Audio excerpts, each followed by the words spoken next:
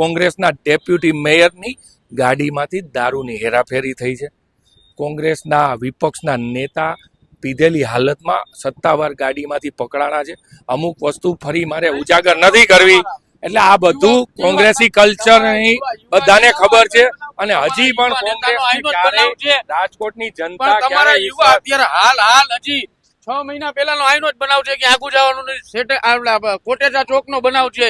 આગળ બહુ મોટી પ્લેટું મારીને નીકળી ગયા હોય છે યુવા મોરચાના યુવાઓ, અને પછી નશામાં ફૂલ ચકચા ચૂર હોય છે. અને જેમ ફામ આઈનો જ, બીજે ક્યાં આપણે આગુ નથી જવાનું, આઈનો જ તમને કિસ્સો બતાવું. અને બહુ જાજો હું બતાવું છે મિત્ર હાર્દિકભાઈ કીધું એ વાતથી હું સહેમત છું.